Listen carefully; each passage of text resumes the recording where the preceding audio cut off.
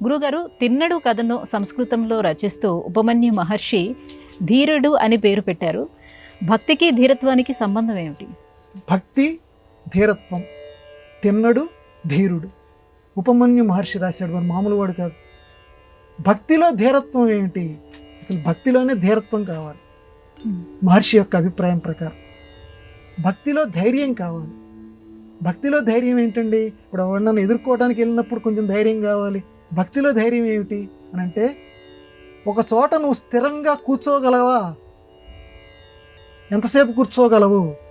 చుట్టూ బ్రహ్మాండమైనటువంటి చప్పుళ్ళు వినపడుతున్నాయి, కూర్చోగలవా? నిన్ను రకరకాలుగా ఆకర్షణలతోటి అక్కడి నుంచి లేపాలని చూస్తుంటారు, కూర్చోగలవా?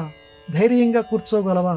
నేను కూర్చోగలను, ఎన్ని నిమిషాలైనా నేను కూర్చోగలను అని ఎవడైతే కూర్చుంటాడో వాడు ధీరుడు, వాడు ధీర భక్తుడు అన్నాడు ఉపమన్యు మహర్షి.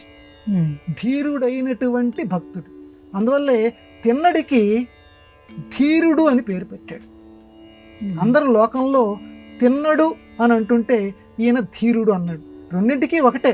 అవ్వ పేరు ముసలమ్మ, అవ్వ అన్నా ఒకటే, ముసలమ్మ అన్నా ఒకటే. ధీరుడు అన్నా ఒకటే, తిన్నడు అన్నా ఒకటే. ఎట్లాగండి?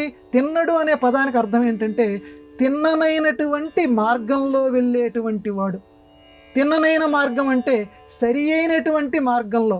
ఈ లోకంలో మనం అందరం కూడా ఏది సరికాని మార్గం ఉందో, ఏది అశాశ్వతమైన మార్గం ఉందో ఆ మార్గంలో మన అందరము వెళుతూ ఉంటాం. అది మనదందరిది కూడా ఈ అతుకుల బతుకుల మార్గం. ఈ మార్గం కాదు, తిన్ననైన మార్గం, భగవంతుడి దగ్గరికి చేరుకోగలిగినటువంటి మార్గం. ఆ తిన్ననైన మార్గంలో వెళ్ళగలిగాడు కాబట్టి ఆయన తిన్నడు. ఆ తిన్నడే ధీరుడు. ఎందుకంటే తిన్ననైన మార్గంలోకి వెళ్ళాలి అని అంటే ధీరత్వం కావాలి. మామూలు విషయం కాదు కదమ్మా.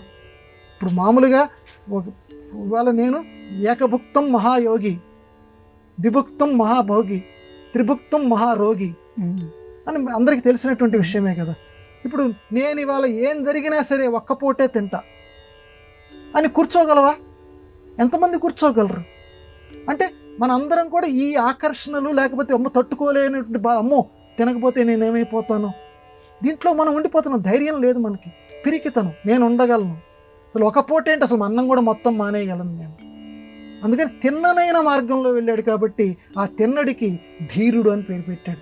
ఇంకా అతని ధీరత్వం అమ్మ కన్ను అప్ప, కన్నుని అప్పగించాడు. అందుకే ఆయన కన్నప్ప అని పేరు వచ్చింది. ఇది మనందరికీ తెలిసినటువంటి కథే. శివుడి కంటి వెంట నీరు వస్తూ ఉంటే దాంతో ఈటతోటి కన్నుని పెరికేసేసి ఆ కన్నుని అప్పగించాడు కాబట్టి కన్ను అప్ప అని. ఇది కాదు అసలు కథ. ఇది లోకంలో మనందరికీ తెలియటానికి, చిన్నపిల్లలు ఉత్సాహంగా చూడటానికి ఏర్పరచుకున్నటువంటి కథ. ఉపమన్యు మహర్షి రాసినటువంటి కథ ఏంటంటే, కన్నప్ప అంటే జ్ఞానాన్ని అప్పగించటం. కన్ను అనేటువంటిది జ్ఞానాన్ని చూడటానికి, ఏది స్థిరమైన జ్ఞానం, ఏది నిశ్చలమైనటువంటి జ్ఞానం. ఆ జ్ఞానమూర్తి ఎవరు? పరమాత్మ. ఆయనకి శివుడు అని పేరు పెట్టు, విష్ణుమూర్తి అని పేరు పెట్టు, ఏదైనా నీ అమ్మవారిని పేరు పెట్టు, ఏ పేరైనా పెట్టుకో. ఆ ఏదైతే దైవం ఉన్నదో దానికి జ్ఞానాన్ని అప్పగించటం, దాన్ని కన్ను అప్ప. కన్ను జ్ఞానానికి ప్రతీక. ఎందుకంటే కన్ను చూపిస్తుంది కదా, దృశ్యాదృశ్యం. ఇది మంచిది, ఇది చెడ్డు. నాయన ఇలా వెళ్తే అదంతా బురద ఉందిరా, అక్కడికి వెళ్ళకు, ఇటు పక్కకి వెళ్దాం మనం అని ఏది చెప్తోంది? మన కన్ను చెప్తోంది ఇది బురద ప్రదేశం, ఇది రాతి ప్రదేశం అని చెప్పి. అందువల్ల ఇటువంటి జ్ఞానాన్ని కలిగించేటువంటిది ఏదైతే ఉందో, అంటే మన జ్ఞానాన్ని స్వామికి అర్పించాలి. నువ్వే అంటే నువ్విచ్చినటువంటి వెలుగుని మళ్ళీ నీకే నేను అర్పిస్తున్నాను. అది అలా చేశాడు తిన్నడు. అందువల్ల భక్తికి పరాకాష్ట ధీరత్వం కలిగిన వాడు కాబట్టి తిన్నడు ధీరుడు. అది ఉపమన్యు మహర్షి చెప్పింది.